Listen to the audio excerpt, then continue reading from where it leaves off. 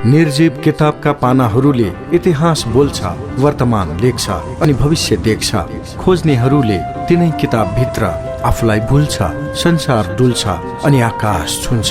ओहो, त्यसैले हामी भन्छौं किताब बोल्छ।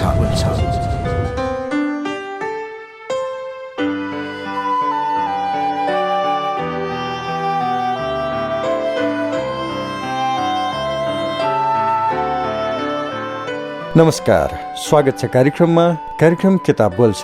कार्यक्रम किताब बोल्छ समाजले निकै रुचाएको, चर्चा परिचर्चा भइरहेको महत्त्वका विषय केन्द्रित पुस्तक वाचनकै माध्यमबाट तपाईलाई सुनाउने कार्यक्रम हो। कार्यक्रम किताब बोल्छ प्रत्येक साँझ 4:45 बजे प्रसारण हुन्छ र यसको पुनः प्रसारण बिहान 12:15 बजे तपाईँ सुन्न सक्नुहुन्छ। कार्यक्रम किताब बोल्छमा हामी वाचन गर्दैछौँ नेपाली क्रान्ति र गणेशमान सिंह। हरि गौतमद्वारा लिखित यो पुस्तक ओरिएन्टल पब्लिकेसन काठमाडौँले प्रकाशित गरेको हो। यस पुस्तकको भूमिकामा उल्लेख भएका केही शब्द जोडौं। इतिहास भनेको कथा वा दन्ते कथा मात्र होइन, यो सदैव एक जीवन्त तत्त्व हो र यसको श्वास प्रश्वास अटुट रूपले राष्ट्र रहुन्जेल चलिरहन्छ। इतिहासको श्वास प्रश्वास चलुन्जेल राष्ट्र जीवित रहन्छ। त्यसैले म विश्वस्त छु राष्ट्रलाई सदा जीवन्त राख्ने कार्यमा नयाँ समयले हाम्रा विद्यालयका महाविद्यालयका विद्यार्थीले अनिवार्य पाठ्यक्रमकै स्तरमा राखी यस्ता कृति पढाउनु पर्छ। यति महत्त्वपूर्ण पुस्तक नेपाली क्रान्ति र गणेशमान सिंह अनि यही पुस्तकबाट अर्को अंश आजको कार्यक्रममा जोड्दैछु। कार्यक्रम किताब बोल्छमा हामी चर्चा गर्दैछौँ गणेशमानको अविश्रान्त यात्राको सन्दर्भमा। अब थप कुरा जोडौं। आज सम्झदा त्यो समयमा न कुनै यातायातको प्रबन्ध थियो, न बस्ने होटल नै थिए। नेपालको तराई भागमा त यातायात थिएन त्यति बेला। त्यसमाथि पहाडी क्षेत्र, खोलानाला, भिड पाखा कसरी पुगे होलान् त्यो विकट ठाउँमा। तर पनि मानिसलाई एउटा निष्ठाले दोहोर्याउँदो रहेछ। झरी, बादल, वर्षा, जुका, चिसो, गर्मी केही नभनी आफ्नो यात्रामा निरन्तर हिँडिरहनु कत्रो साहस। के सोचेका थिए होला मनमा? यो समाजलाई कस्तो बनाउने उद्देश्य बोकेर हिँडेका थिए होलान्। यसरी हिँडेका कुदेका अनेक प्रसङ्ग छन्। घरबाट भागेर कलकत्ता जाँदा त्यो प्रसङ्ग त अघि नै लेखियो, अघि नै सुनाइयो। त्यसपछि जेलबाट भाग्दाका कतिपय प्रसङ्ग आएका छन्। क्रान्तिको तयारीमा हतियार लिएर सिन्धुलीको जंगलको बाटो आउँदा बाघ भालुको त्यत्तिकै डर थियो। कसरी आए हुन्? तर उनको यात्रा विक्रम सम्वत 2007 सालपछि विक्रम सम्वत 2015 सम्म संगठन विस्तारको क्रममा देशव्यापी चल्यो।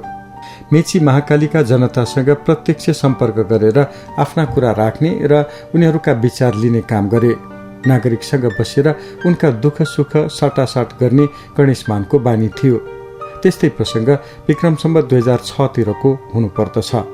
यस विषयमा वरिष्ठ अधिवक्ता कृष्णप्रसाद भण्डारी भन्छन्, काङ्ग्रेसका शीर्ष नेता शहरमा बसेर क्रान्तिको अगुवाई गरिरहँदा पनि गणेशमान सिंहको रोजाई गाउँ र गाउँले सँगै रह्यो। बारा रौतहटका त्यस्ता कुनै गाउँ थिएनन् जहाँ सिंह पुग्न नसकेका। ग्रामीण जनता जो राजनैतिक कुरा कम बुझ्दथे तिनका बीचमा पुगेर राजनैतिक चेतना जगाउनु चुनौतीका साथसाथै उत्तिकै खतरापूर्ण पनि थियो। गौरदेखि उत्तर पूर्वमा रहेको गाउँ कडुवा रामचन्द्रमा घुमेर आएपछि केही समय हाम्रो घरमा बस्नुभयो। त्यति बेलासम्म राम्रो अवस्था थियो काङ्ग्रेसको त्यस क्षेत्रमा। तर पछि अनेक प्राविधिक कारणले गर्दा गणेशमानसँगको सम्बन्ध टुट्यो र प्राय सबैले दलबदल गरे। गणेशमान सिंह विक्रम सम्वत 2015 मन्त्री भएपछि बीपी कोइरालासँग चीन भ्रमणमा गएका हुन्। त्यहाँ उनलाई दिएको खानेकुरा देखेर वाक लागेछ। त्यो खानेकुरा चिप्ली किराको सुप जस्तो थियो। त्यो खान नसकेपछि उनी भन्छन् ब्रिङ मी राइस। त्यसपछि भात मागेर खाएको कुरा बताउँछन्। उनको यो अवस्थामा सबै हाँसेको पनि उनी बताउँछन्। त्यस्तै अर्को प्रसङ्ग, ठट्टाकै कुरा गर्दा चिनिया सरकारका मानिसले माछा पालन देखाउन लगे। त्यहाँ माछालाई खानेकुरा दिने प्रशस्त मानिस आउँदा रहेछन् र ती मानिसले माछालाई चारो छरिदिएको देखेर गणेशमान भन्छन्, लुटको धन फुपूको श्राद्ध। यो सुनेर सबै हाँसे। तर किन हाँसेका हुन् भनेर अरूलाई बुझाउन निकै मुस्किल परेको थियो। यसरी पटक पटक यात्राका क्रममा उनले धेरै व्यक्तिसँग भेट गर्ने अवसर पाए। तर उनलाई सबभन्दा कसले प्रभाव पार्यो त भन्दा उनी भन्छन्, मेरो राजनैतिक जीवनमा माओ, नेहरू, गान्धीसँग भेट गरे, तर चाउ एनलाई यस्तो गजबको पोलिटिसियनको रूपमा अहिलेसम्म भेट्न पाएको छैन। उनी बडो भद्र र मिलनसार स्वभावको मान्छे रहेछन्।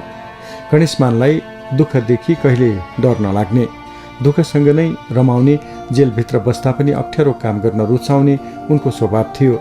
विक्रम सम्वत 2017मा जेल परेर 8 वर्षपछि 2025मा रिहा भएका गणेशमान एक दिन पनि आराम नगरी भोलिपल्टदेखि नै पार्टी कार्यकर्तासँग भेटघाट गर्न ठाउँ ठाउँमा प्रवचन दिँदै हिँडेको देख्दा पञ्चायती सरकारले उनीमाथि जुन किसिमको व्यवहार गर्यो त्यो खप्न नसकी केही दिनमै निर्वासन जानुपर्ने बाध्यता भयो। यसै क्रममा उनले वीरगञ्जका विभिन्न स्थानमा आयोजित कार्यक्रममा बोल्दै राजा महेन्द्र र पञ्चायती व्यवस्थाको विरोधमा भाषण गरेकै कारणले स्थानीय प्रशासनले वीरगञ्ज छाड्ने आदेश दियो। उनले भ्रमणमा राष्ट्रिय स्वाधीनतामाथि र प्रजातान्त्रिक जीवनशैलीमा भएका खतरालाई दर्शाउँदै त्यस खतराबाट राष्ट्रलाई जोगाउनु आजको आवश्यकता भएको कुरा दर्शाएका थिए। निर्वासन कालमा बनारसमा हुँदा राजघाटको अफिसबाट पीपी कोइराला भएको ठाउँमा आउन जान करिब 6-7 किलोमिटर बाटो हिँड्नु परे पनि त्यो हिँडेरै चल्दथ्यो। त्यसैले होला उनलाई पदयात्रा गर्न त्यति गाह्रो भएन। जनमत संग्रहकै क्रममा जनसभा र भेटघाट गर्न जाँदा गणेशमानलाई कीर्तिपुर फागाका जनताले ठूलो ज्यादती गरी हातपात गर्न पनि पछि परेनन्। यसबाट झस्केका गणेशमान 2046को जनआन्दोलन सफल भए पनि गणेशमानलाई कीर्तिपुर आउन मुस्किल भएको कुरा यस क्षेत्रका बुद्धिजीवी बताउँछन्। विक्रम सम्वत 2037को जनमत संग्रहमा गणेशमान सिंह लगायत बीपी कोइराला, किशुनजी समेतको टोली देशका विभिन्न ठाउँमा पुगे। भ्रमणकै कार्य तालिका हेर्ने हो भने काठमाडौँका टोल टोलमा गणेशमानको उपस्थितिले बहुदलप्रति आस्था र जनताप्रति जिम्मेवारी छर्लङ्ग देखिन्छ। जस्तै घाममा पनि जो कोही उनको भाषण सुन्न लालायित हुन्थे। काठमाडौँ बाहिर हेटौँडा, पोखरा, नारायणघाट, विराटनगर, बिर्तामोड, इलाम, धरान, धनकुटा 5 थरसम्मको यात्राले नेपाली जनतामा एउटा जागरण नै ल्यायो। त्यसरी नै नेपालको पश्चिमी भाग बुटवल, नेपालगञ्ज, वीरगञ्ज, धनगढीसम्मको यात्राले प्रजातान्त्रिक मूल्य र मान्यताका विषयमा राम्रो बहस सुरु भयो। यस किसिमले गणेशमान सिंह एक राजनीतिक योद्धाको रूपमा मात्र होइन, एक विचारकका रूपमा पनि त्यत्तिकै देखिन्छन्। कति मानिस प्रचण्ड घाममा होस् कि सिरसिरे चिसो सिरेटोमा होस्, राजालाई चुनौती दिएर भाषण गर्न सक्ने व्यक्तिका कुरा सुन्न त्यति नै लालायित भई धैर्य गरेर बसेका हुन्थे।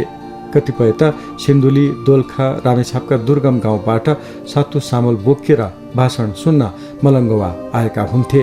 फेरि अर्को कुरा, राणाकालीन समयमा त्यो कडा निगरानीका साथ राखिएका गणेशमान सिंह जेल फोडेर भागेका हुन् भन्ने ठूलो प्रभाव मानिसमा परेको थियो।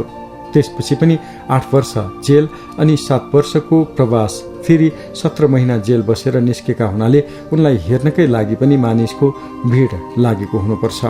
विक्रम सम्वत 2042को सत्याग्रहका क्रममा भोजपुर जानुपर्ने कार्यक्रम थियो। त्यसमा को कसरी जाने भन्ने विषयमा लामो छलफल भयो। गणेशमानजी र किशुनजी प्लेनबाट जाने कुरा भएको थियो, तर गणेशमानजी म पैदलै जाने भनेपछि सबै पैदल जाने भए। झापाका रामबाबु प्रसाई पनि पैदल जाने भए। किशुनजीले रामबाबुलाई भन्नुभयो, तपाईँ पैदल जानुहोस् या प्लेनमा जानुहोस्, तर हामीलाई टिकट चाहियो। त्यसो भन्दा रामबाबुले आनाकानी गर्न लाग्नुभयो। त्यति बेला ल मेरो टिकट उहाँहरूलाई दिन्छु, अब एउटा टिकट कसले गर्ने शैलजाजीको भनाइ थियो। गणेशमानजीले मान्नु भएन। शैलजा स्त्री मान्छे, फेरि कहिले पहाड नहिँडेकी, तिमी प्लेनमा जाने म पैदल जान्छु गणेशमानको भनाइ थियो। त्यति बेला गिरिजा बाबुले भन्नुभयो, होइन गणेशमानजी, शैलजाले धेरै दुःख गर्नु छ, उसको उमेर छ, अभ्यास गर्छ, तपाईँले दुःख गरिसक्नुभयो, तपाईँ प्लेनमा जाने, शैलजा मसँग जान्छे। आखिरमा त्यही निदो भयो। तर यहाँनिर स्मरणीय कुरा के छ भने गणेशमान सिंहले शैलजालाई माया र सद्भाव त्यत्तिकै गर्दा रहेछन्। बनारसमा सँगै बस्दा होस् वा अरू कुनै बेला शैलजाले भविष्यमा राम्रो काम गर्न सक्छिन् भन्ने उनको ठम्याइ थियो। यसरी कुनै यात्रामा पनि पछि नपर्ने, दुःखदेखि नडराउने उनको स्वभाव देखिन्छ।